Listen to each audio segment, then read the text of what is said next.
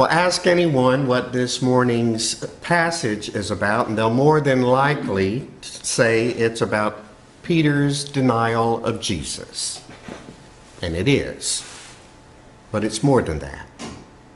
You see, when Peter says he is not a disciple of Jesus, he's not only denying any knowledge of this man Jesus. If he were, we could simply label him a liar, a coward, and a hypocrite.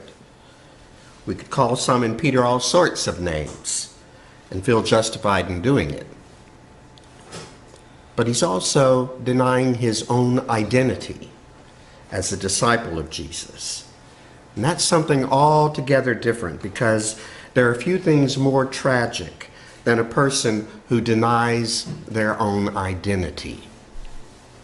A person who denies their identity lives a double life, a divided life, if you will. There's something about themselves that they hide from the world out of fear. In this morning's case, Peter was hiding his relationship with Jesus from others because he was afraid for his life. If others knew that he was a disciple of Jesus, then he would be killed just as surely as Jesus was about to be killed following this sham of a trial. And so Peter's life was divided. There was the Peter who just hours earlier had claimed he would lay down his own life for Jesus, even if everyone else abandoned him. The Peter who said, "Don't just wash my feet, Jesus, wash all of me that I may be clean." The Peter who in another gospel had proclaimed Jesus to be the Messiah sent from God. That's the Peter who was being denied in this morning's text by another Peter. A Peter who was fearfully warming his hands by a charcoal fire. A Peter who was afraid to publicly declare his relationship with Jesus.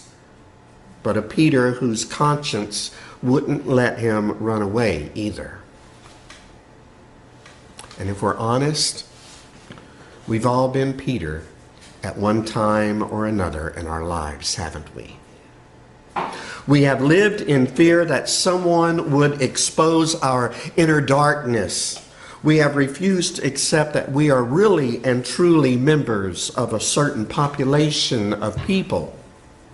We have kept a secret from the world and hidden our true identities from it.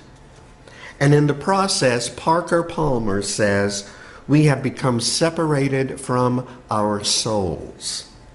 We end up living divided lives. Members of the LGBT community certainly know what it means to live a divided life. We have concealed our true identity, afraid of rejection, criticism, or even physical harm. Like Peter, we may have been authentic in our expressed love behind closet doors, but have refrained from public displays of affection. And we have done it at our own peril, becoming separated from our soul, in the words of Parker Palmer. But the divided life isn't limited to the LGBT community. It extends to those political views that are in the minority, people who quietly eat their food while others at the dinner table criticize and disparage those views and values.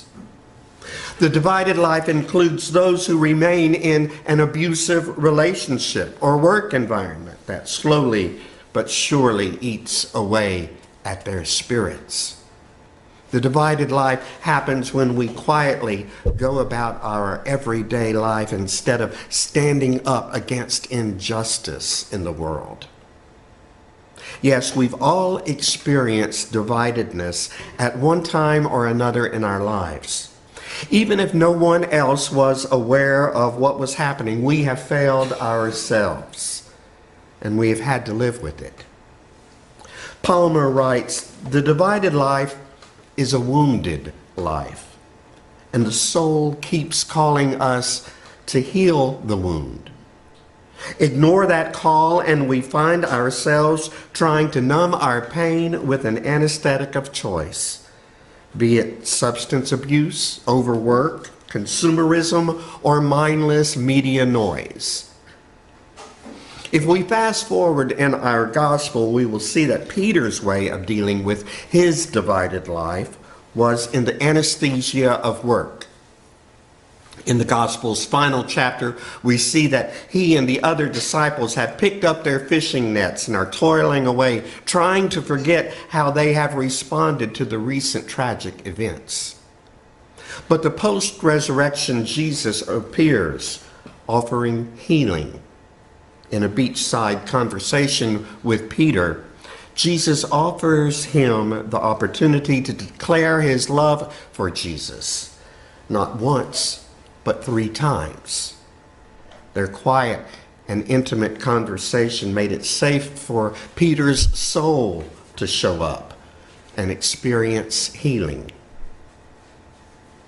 If your own soul has been wounded because of a dividedness you have imposed upon it, then it is crying out for healing, and it will continue to do so no matter what you do to try and silence it. You will continue to experience a brokenness until you address the issue, until you find a safe community in which it can heal, a community which will hold you gently in the palm of its hand and proclaim you loved and lovable, one which will sit with you in your pain and which will not betray your trust. The safe community I'm describing is what Palmer calls a circle of trust. He says that a circle of trust is not defined by numbers, it is defined by the nature of the space it creates between us. The president of a college who convenes small-scale circles to maintain her sense of wholeness in her complex and stressful job writes, "I come together with people who bring out my better self, friends with whom I can be authentic. I make it a point to connect whenever possible with people with whom I have a history of shared joy and shared pain, who call forth in me this feeling of safety." That feeling of safety is the place to where Jesus calls us. It's a place of healing for all that ails us. And it happens in circles like those that form right here in this church. It's something that should be happening in any church, but unfortunately doesn't.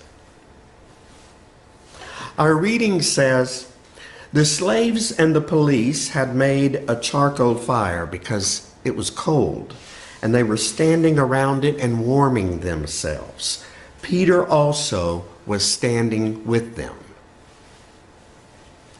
On that fateful night, Peter would make a choice to stand against his authentic self.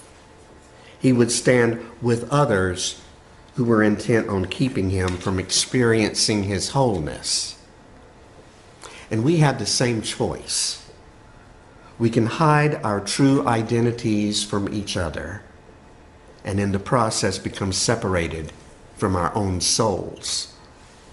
We can end up living divided lives. Dividedness often seems to be the easier choice.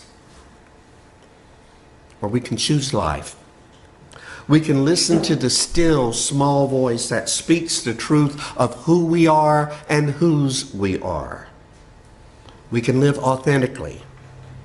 We can live a life of wholeness, and our spirits can heal. That's the life to which God calls us, a life of authenticity. May we hear that call today. And when we take our stand, may it not be the stand that Peter took in this morning's reading. May it instead be a stand with the one who declares us to be God's own beloved children. And in the process, may we find hope and healing for our souls. Amen.